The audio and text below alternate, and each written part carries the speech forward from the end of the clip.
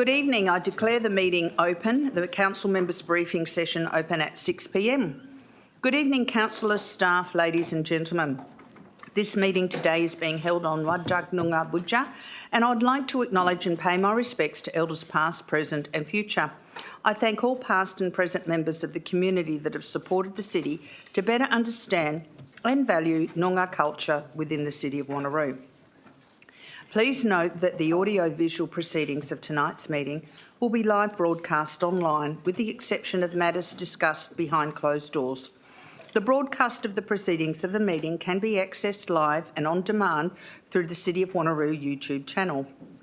Attendances are as per the record, and tonight we have a request for electronic attendance from Councillor Huntley, and I ask my fellow councillors to vote on accepting Councillor Huntley into the meeting.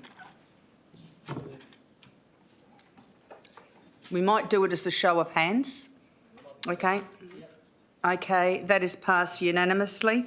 So let the record show that Councillor Huntley has been authorised by Council to attend this briefing session by electronic means in accordance with the details as signed in the request documentation submitted on the request form dated the 6th of August 2024. Councillor Huntley, could you please make your declaration?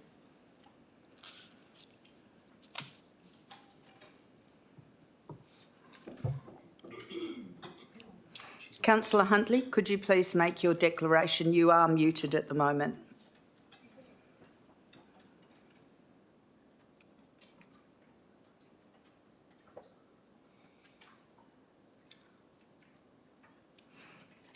We can't hear you, Councillor Huntley. I can hear you now. Councillor Huntley, could you please make your declaration? Certainly can. In accordance with section 14CA5, I, Jacqueline Huntley, declare that I can maintain confidentiality whilst attending the closed part of this council meeting electronically. Thank you. Apologies and leave of absence. We have a leave of absence from Councillor Berry. We have no deputations this evening, and as we have no deputations this evening, I won't read the rules of deputations. Reports. We now go to item 4, reports. Declarations of interest by council members, including the nature and extent of which the interests are to be made at the commencement of the item to which the interest relates. Declarations of interest forms are to be completed and handed to the Chief Executive Officer. We now go to planning and sustainability, and I'll hand the microphone over to Mr Dixon. Are there any items that you wish to speak to this evening? Good evening, Mayor and councillors. There are 3 reports on tonight's agenda from the Planning and Sustainability Directorate. Items 4.1 and 4.3 are relatively straightforward from a planning perspective, and we have previously discussed item 4.2 at a council forum, and on that basis I'm not proposing to introduce any items, but I would be more than happy to answer any questions. Thank you, Mr Dixon. I will go to item 4.1, proposed scheme amendment number 225, text change from council to local government in schedule 14 of the district planning scheme number 2. Councillors, do I have any questions on this item? Councillor Wright.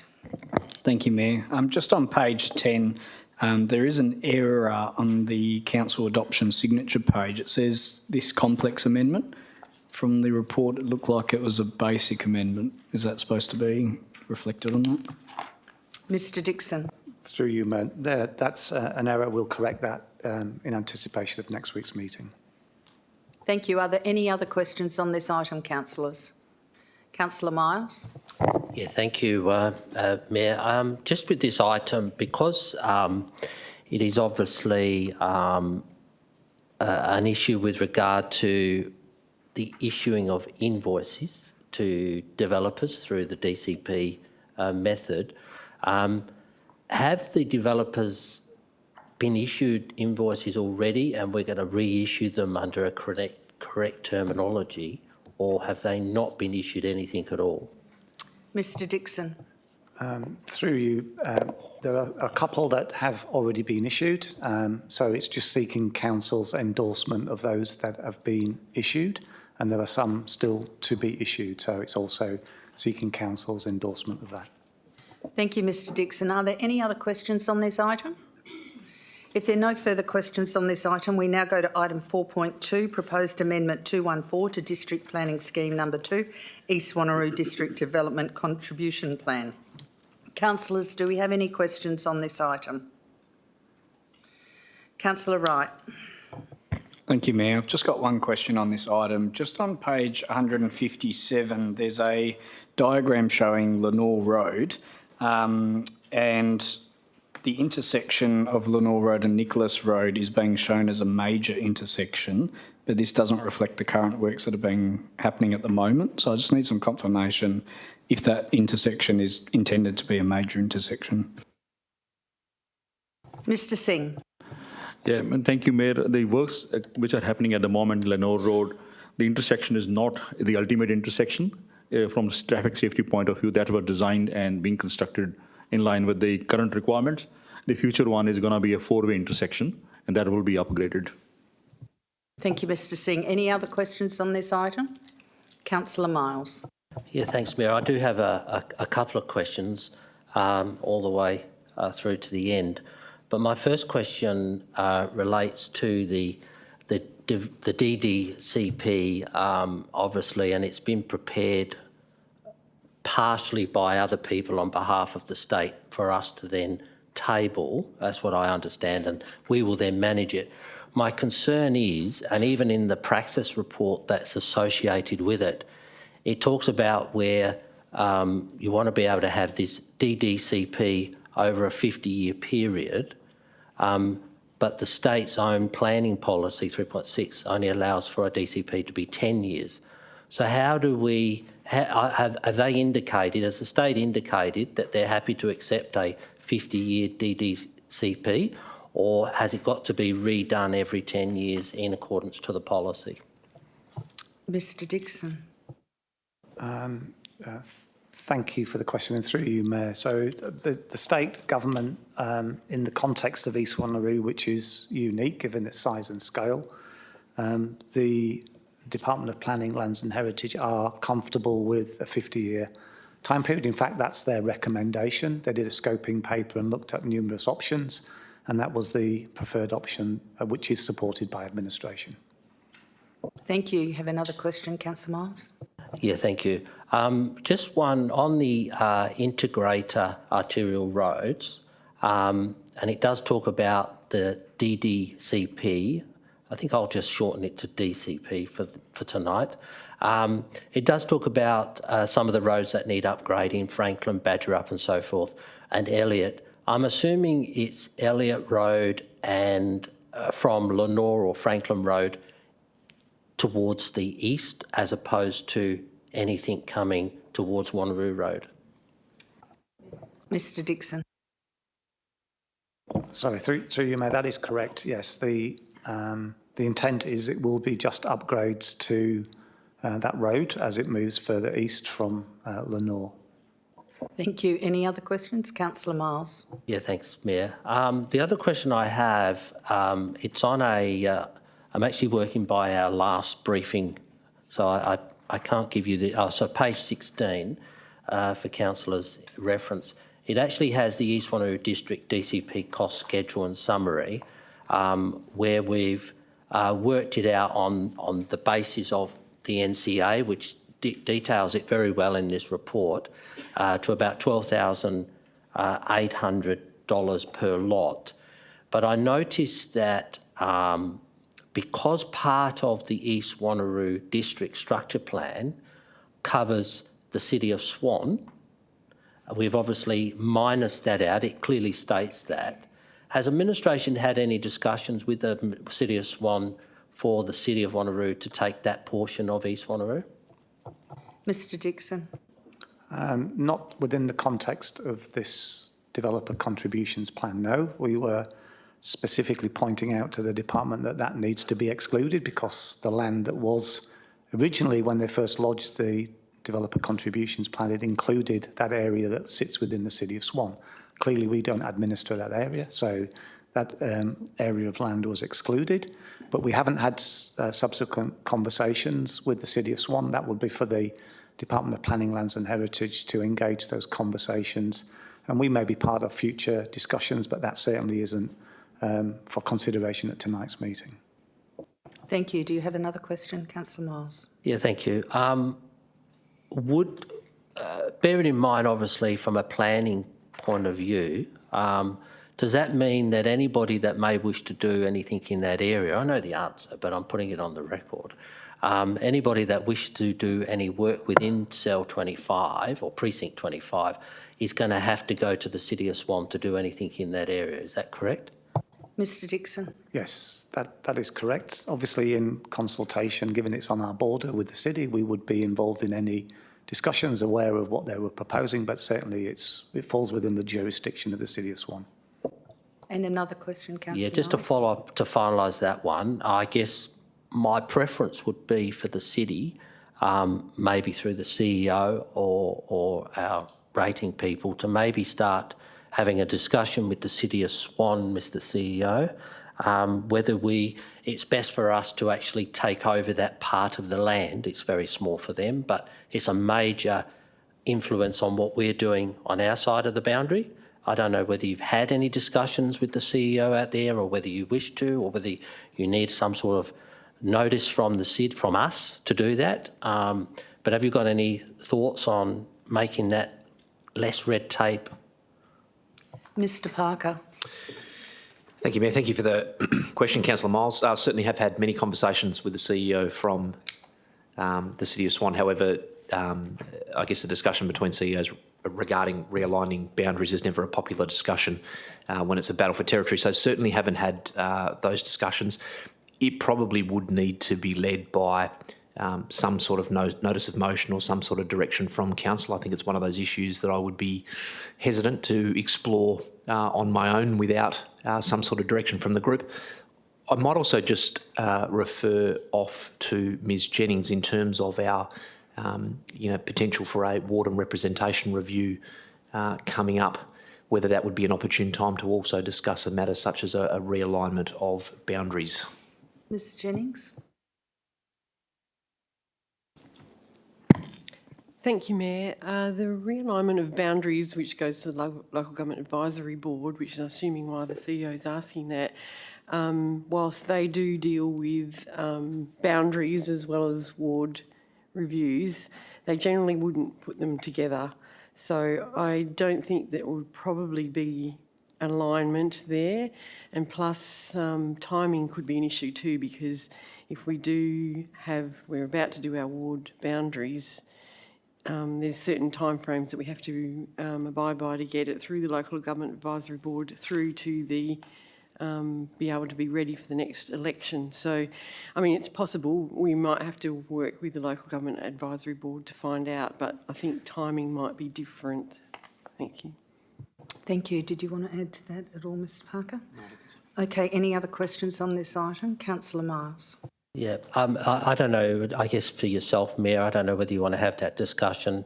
I just think from a city point of view, and probably City of Swan, it would make perfect sense, I think, to align it all along the boundary. So I think we should have some level of discussion. I mean, if the City of Swan, I think, say to you, no, leave us alone, go away, very nicely, of course. But I think we should at least have that discussion, bearing in mind it's going to have an impact to our planning area.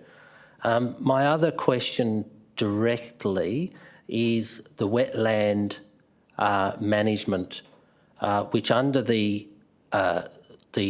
under that page 16, under the East Wanneroo District cost schedule, it has wetland management plans, and it equates to about $25 million. Now, that's obviously got to be collected by dwelling. When would the management plan for each of those 5 areas need to be done?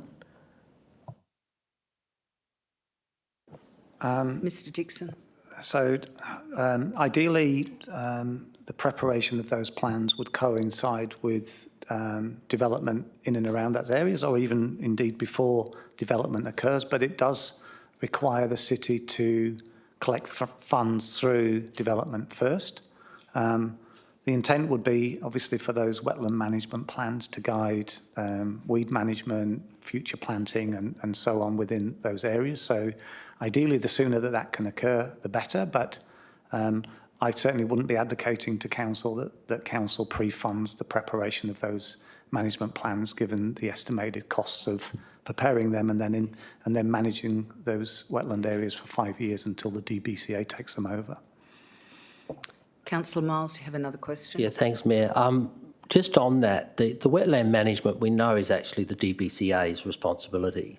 And I am concerned that they, as an agency, are passing the buck on this particular issue. But it also says in the report that we would have to hand those areas over within, I think, 5 years or thereabouts. So is that 5 years from the DDCP coming into effect, or is it 5 years from the management reports being created? Mr Dixon. Through you, Mayor, my understanding is it would be 5 years from the management plans being prepared and approved, and then the intent is that there would be a number of actions to be implemented over the 5 years prior to the handover of the assets, if you like, for the ongoing management to the DBCA. Thank you. Do you have another question? Thank you. Councillor Miles. Yep, just rolling through. The other question I had was to do, obviously, the wetland management stuff we just discussed. The other part that I'm concerned about is the timelines that we've put in place or we're going to advertise, unless we amend for next week, for some of our key roads such as Hawkins Road, Badgerup Road and Franklin Road. Has administration looked at changing those timelines within the report to bring them literally from year one? Mr Dixon. Certainly something that administration can consider if there is a request from council to review that prior to next week's council briefing. I appreciate that certain roads within the East Wanneroo area are already experiencing some level of congestion at peak periods. I know Franklin Road, from experience, is experiencing some level of congestion at those peak periods in the morning rush hour and the evening rush hour. Administration can give some consideration as to whether that should be brought forward from the start of that work from years 6 to 10 to consider whether that would be from year 1 to 5, and I'm happy to consider that with the Director of Assets prior to next week's council meeting. Thank you. Any other questions on this item? Councillor Miles. Yeah, everybody's quiet tonight. Yeah, my other, geez, you took my mind away. Oh, so the other question I have, which may not be something you can answer, Mr Dixon, but in the praxis report, because of the amount of developer district level infrastructure that's going to be required for the whole East Wanneroo, like $400 million worth, they're suggesting that maybe the city should be looking at a different way of rating the residents to, I forget what they call it now, a special rating area. Have you looked at that as part of this process? Mr Dixon. Through you, Mayor, not as part of the consideration of the DCP for it to go out to advertise. That would be something for council to consider as a separate exercise to the endorsement and advertising of the DCP. Thank you, Mr Dixon. Councillor Miles.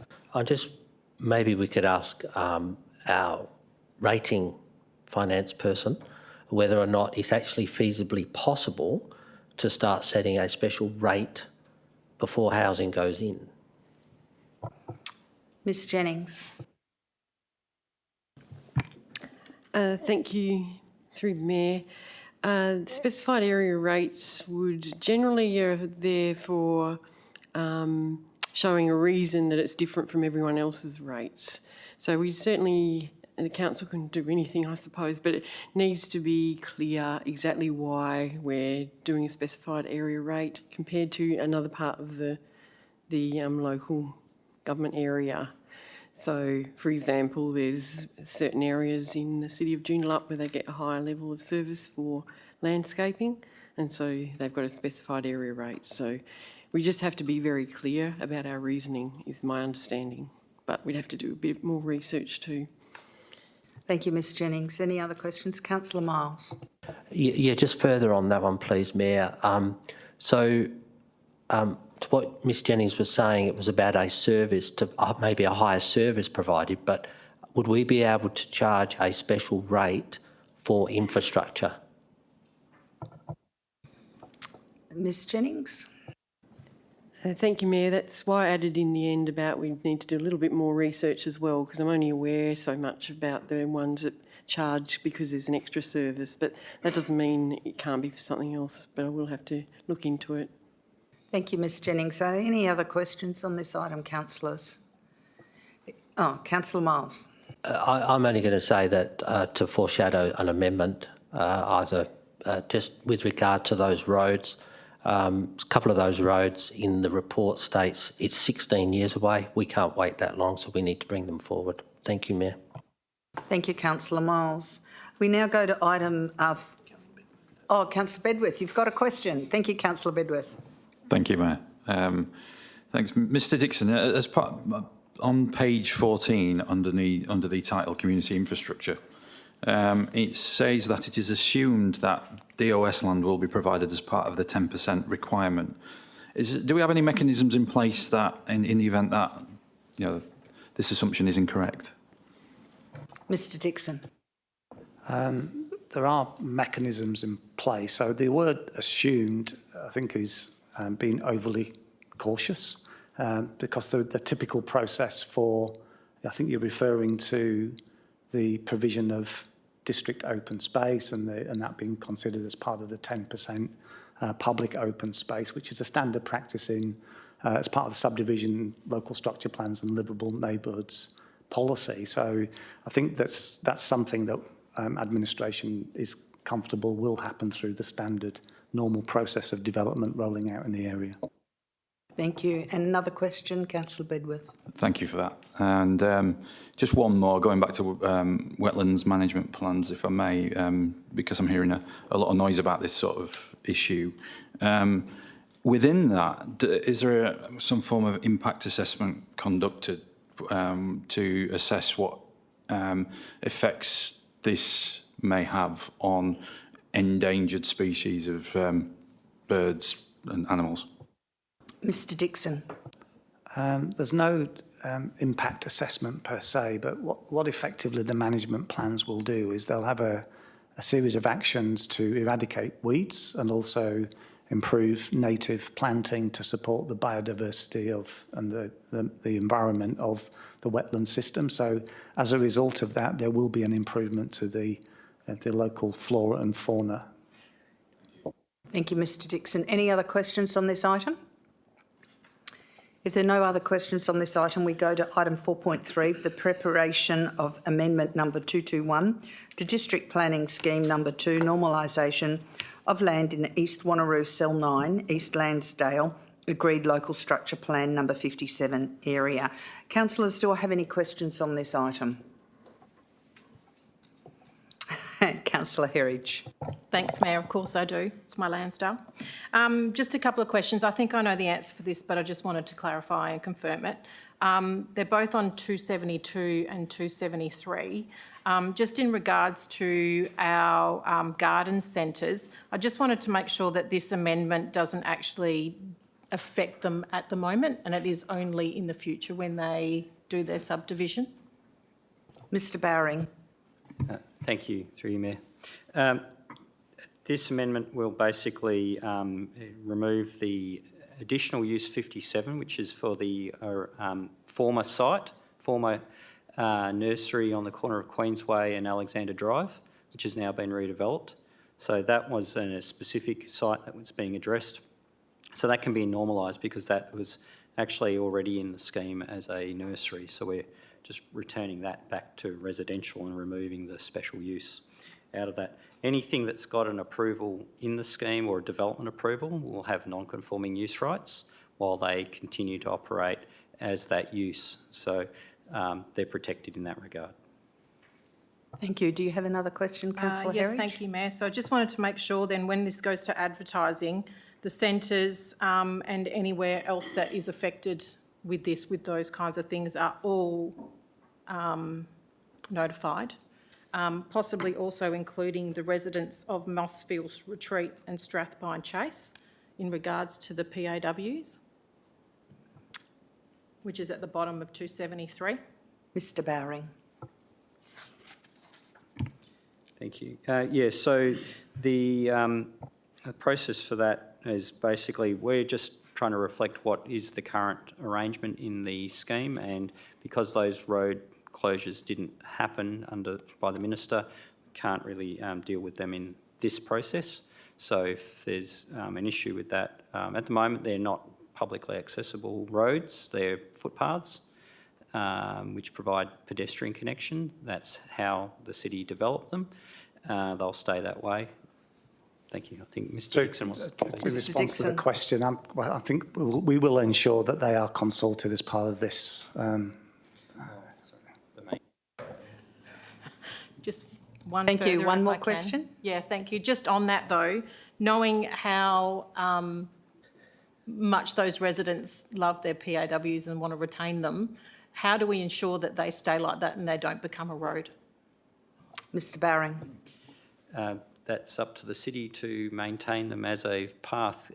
There's nothing to prevent the city from making a decision in the future to turn them back into a road, or turn them into a road for the first time if some future council wanted to do that. Thank Again, you. through you, Mayor, so that's certainly not the intent, just to be clear, that's not the intent of administration through this process. Administration is just reflecting what is currently in place. I think what Mr Bowring was referring to is that could happen if council wished that to happen, but I would imagine that wouldn't be the case at this point in time. Thank you. Any other questions on this item? If there are no other questions, we now go to assets. Thank you, Mr Dixon and Mr Bowring.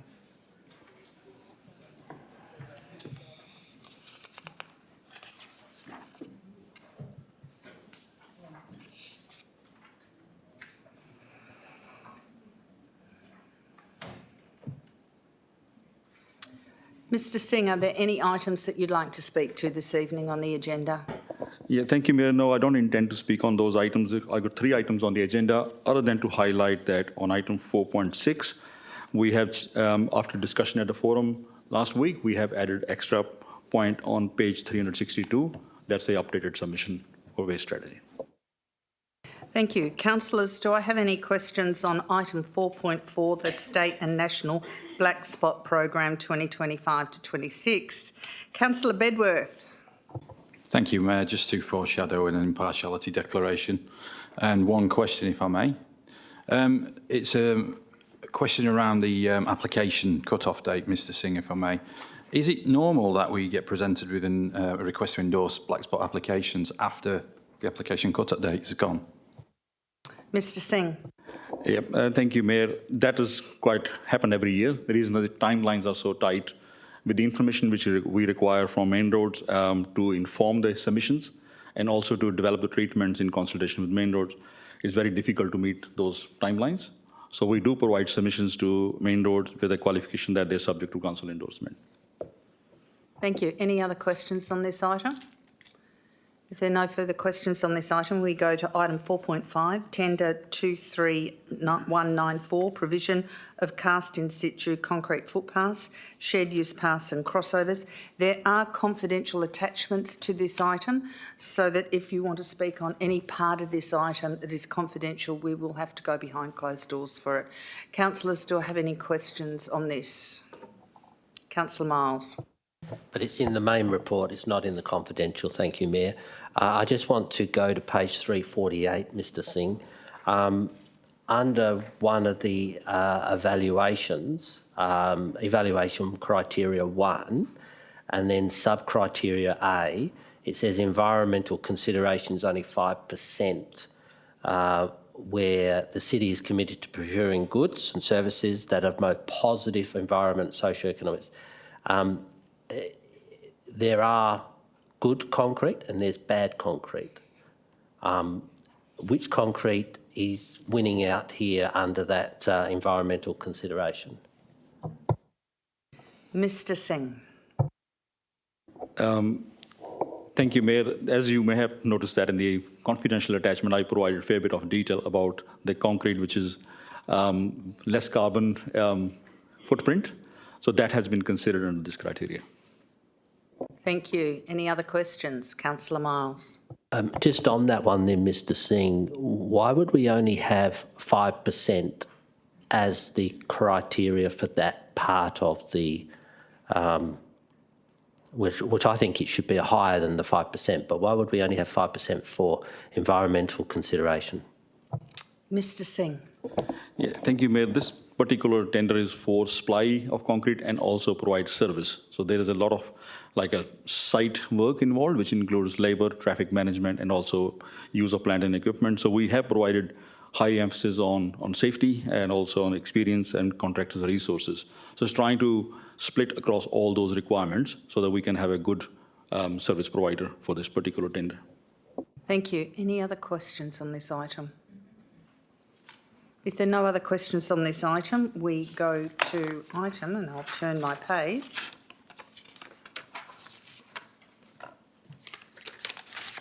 (4.6) The Waste Strategy Review and Feedback. Do I have any questions on this item, councillors?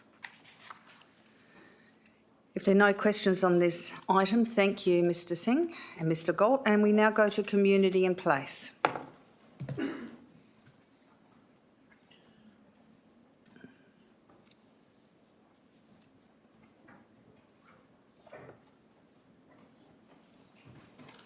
Good evening, Ms Davis. Would you like to speak to any of the items on the agenda? Good evening. Thank you, Mayor. There are 3 items from the Community in Place Directorate, and we're happy for those to be taken as read and provide response to any questions, if there are any. Thank you. Councillors, do I have any questions on item 4.7, the 24-25 Community Sporting and Recreation Facilities Fund Small Grants Funding Round? If there are no questions on that, I go to item 4.8, the Alkimos Open Spaces Master Plan. If there are no questions on that, I go to 4.9, the Flag Management Policy.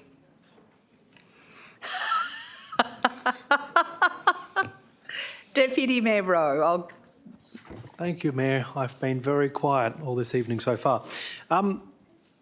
From recent discussions, what we've been told is that policy is really there to add value. Reading through this, the only reference in there is that we refer back to national protocols. So my question to the administration is, why does this require a policy? Is it not redundant, and could it not be simply satisfied through a management procedure? Mr Storwitz. Thank you, Mayor. Thank you, Deputy Mayor, for the question. The management of flags at city facilities is largely governed by the federal government's national flag protocols, which are very stringent and provide a lot of guidance. However, there is some discretion within those protocols as to which provide organisations with the opportunity to manage their flags in response to local circumstances. And at present, we don't have any guidance around how we would manage our flags. If there was, for example, the death of a significant person in our community, there may be a call for flags to be lowered or managed in a certain way in response to that. So the policy we felt was appropriate to provide guidance on if we would or wouldn't manage our flags in that area of discretion, hence the policy proposed for Council's consideration. Thank you, Deputy Mayor. Just supplementary to that, why can't it be a management procedure rather than a policy? Mr Storwitz. I guess we're happy to take Council's guidance on that. From administration's perspective, we felt that it may be worthwhile having a policy position on that matter, given we have a large and diverse community, and there may be calls for flags to be managed in a certain way in response to certain events. However, we'll take Council's direction on that. Mr CEO. Thank you. I just thought I'd add some further information, Deputy Mayor, if that's okay. I think for all of us that attended the session last Tuesday night. I think that was the first proposal that was put forward in terms of the question being to council, do you want a policy on this matter or not? So I guess in future, under our new policy framework, that will absolutely be the first question, but I guess we're working to a current regime. If council doesn't feel as though there's an appetite to have a policy on this particular matter, then we'll certainly, as Mr Swart said, we'll take that on board and go from there. Deputy Mayor. I'll try and word it as a question, Mayor. It's just commenting on what the administration said, which is the use of discretion in exceptional circumstances. On page 374 of the policy at the bottom, it says, in all circumstances, flags will be flown in accordance with the direction from the flag protocols. So if the intent is to just follow the national protocols without exception, there being no need for discretion, I don't understand the need for a policy. So could that be commented on, the use of discretion, when the policy itself says under all circumstances we just follow the protocols? Thank you. Councillor Wright, you have a question? Thank you, Mayor. I guess it was a similar question, but in regards to, rather than having a policy, if council was to make a resolution to not accept any discretionary flags, would that be an acceptable reference point when someone makes an inquiry to the administration? Sorry, Councillor Wright, could you repeat that question again, please? Thank you. Sorry. So if we chose not to go with a policy, if council made a resolution to adopt a position of not to have any discretionary flags at all and just to stick with the protocol, is a council resolution enough without the need for a policy? So if someone was to make an inquiry, your simple reference would be council made a determination at this date, this time that said no. Mr CEO. Thank you, Councillor Wright, for the question. I'll note that we'll come back to the Deputy Mayor's question because I don't think that was... I didn't see your hand. Yeah, we'll come back to that one. Look, my biggest concern is that a council decision in isolation can get lost.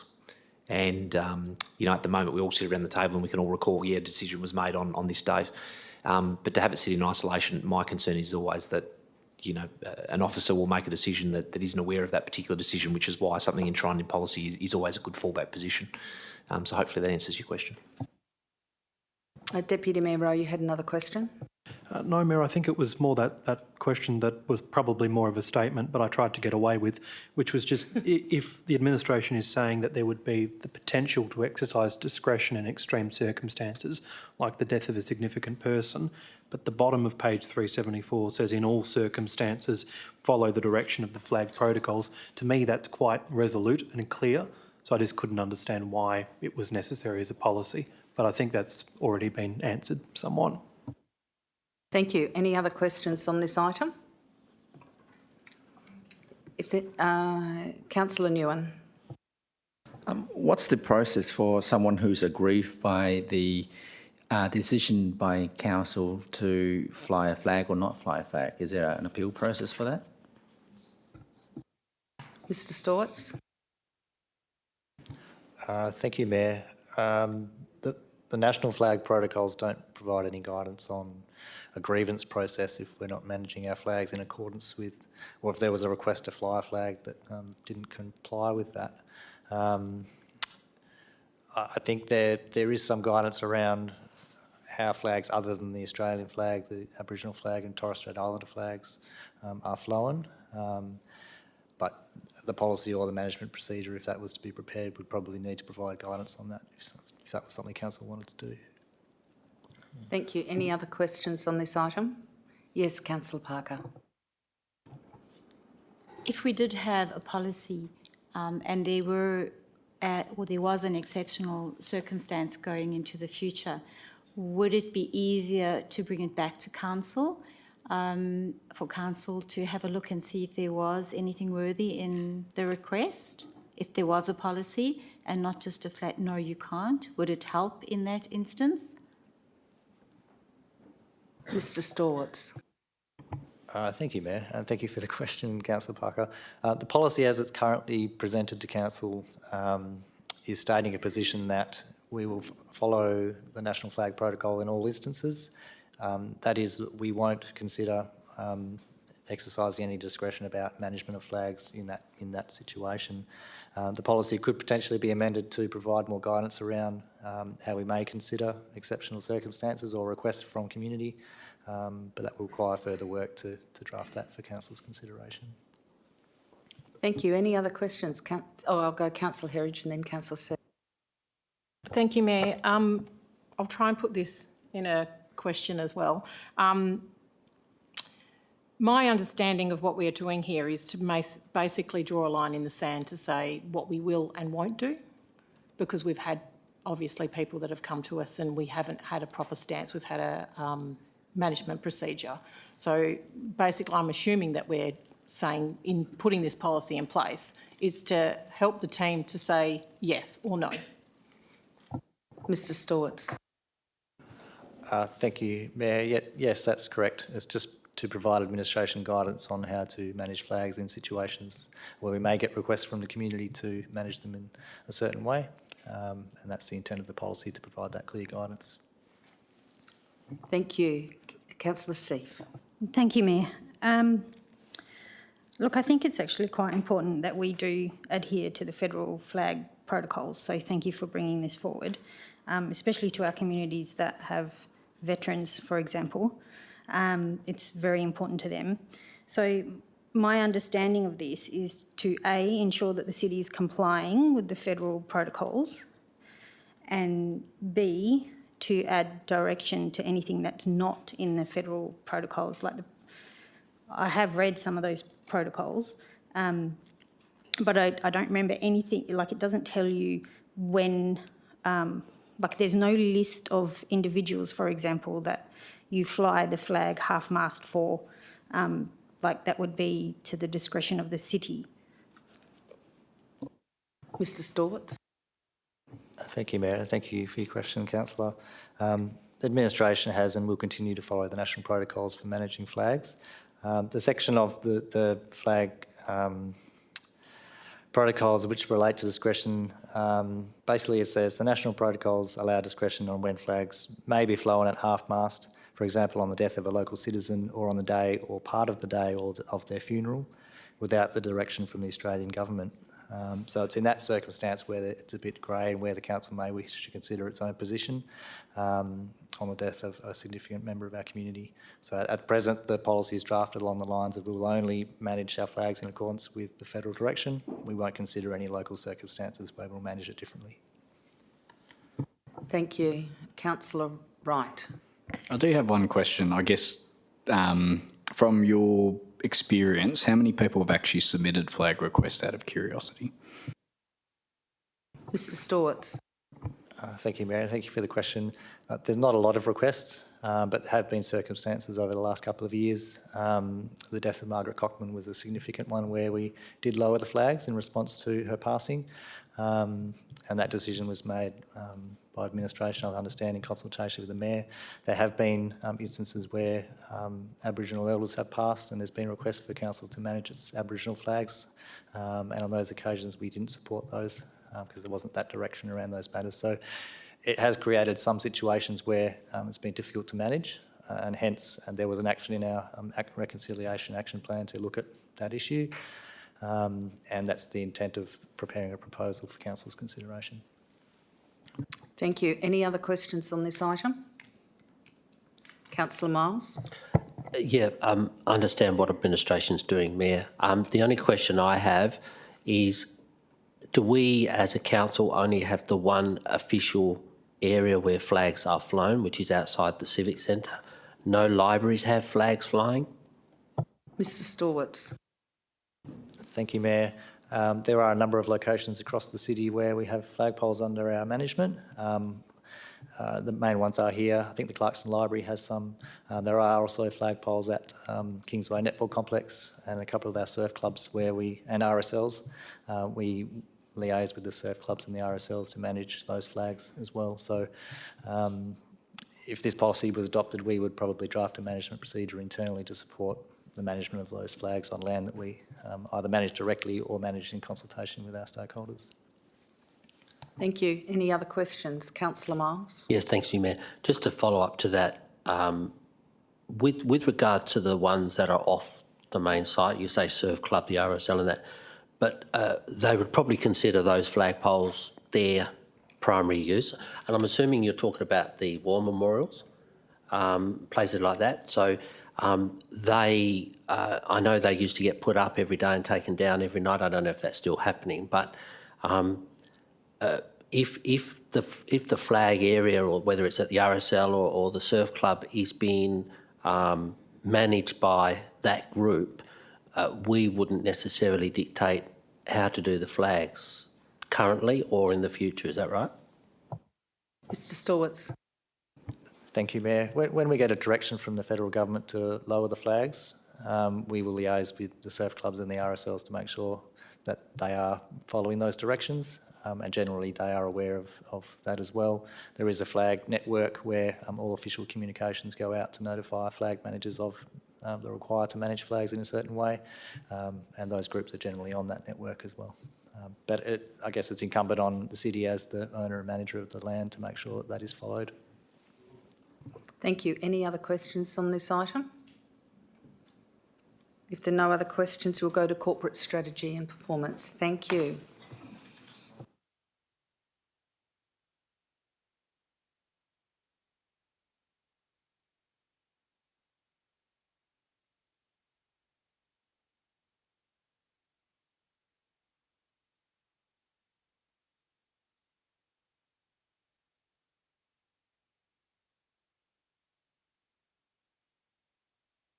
Thank you. Ms Jennings, do you have any items this evening that you wish to speak to?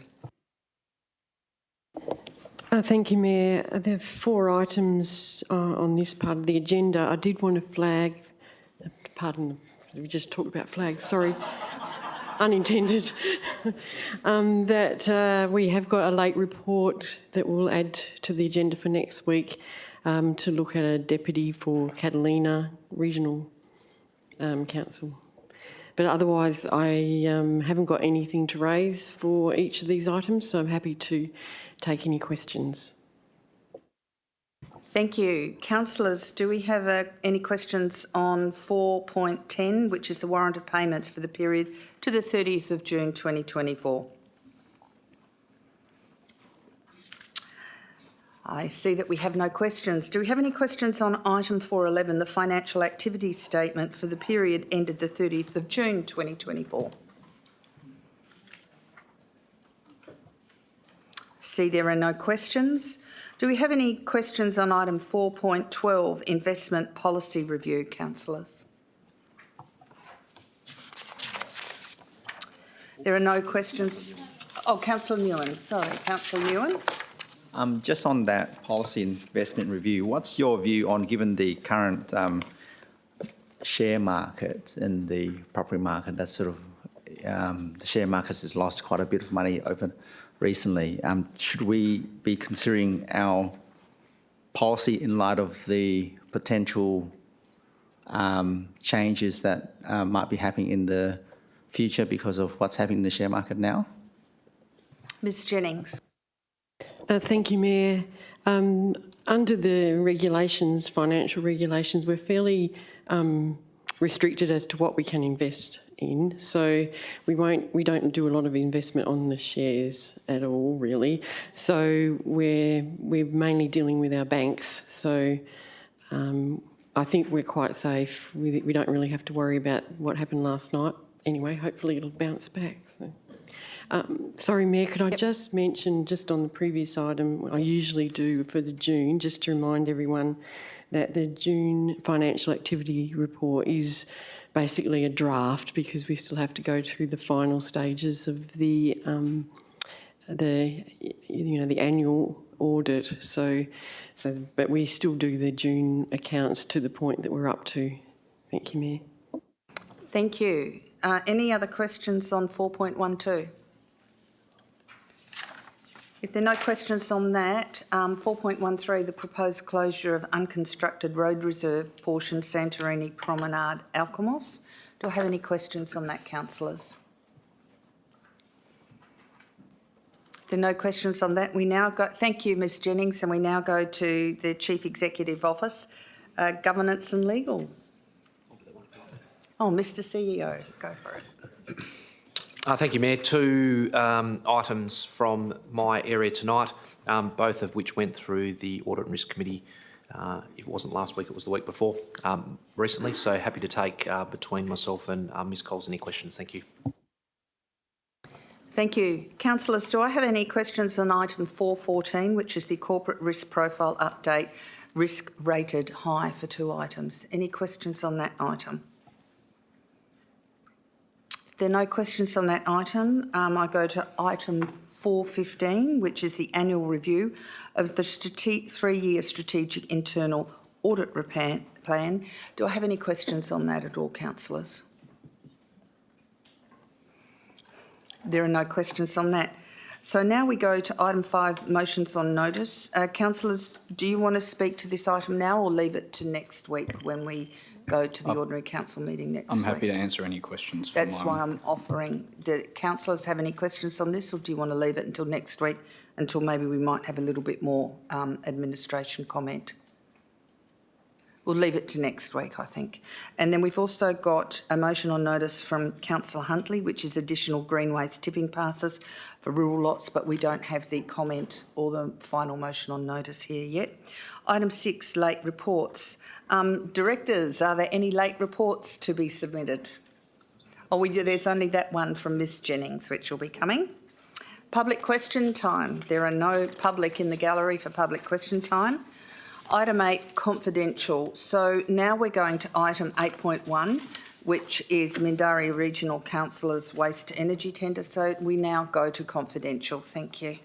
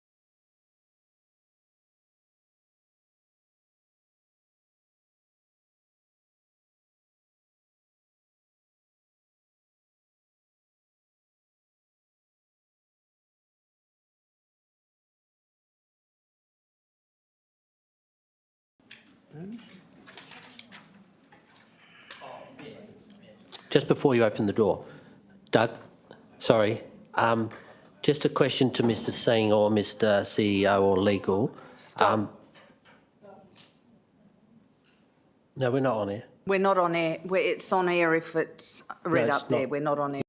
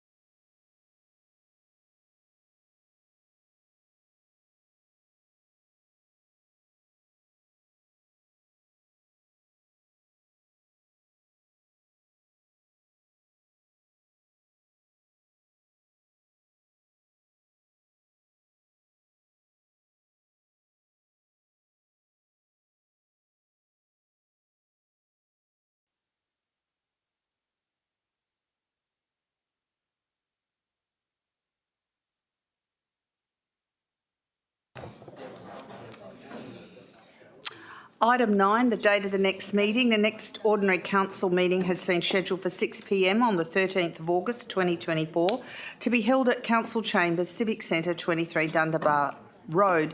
And thank you for your attendance. I now declare the briefing session closed at 7:28 p.m. Thank you.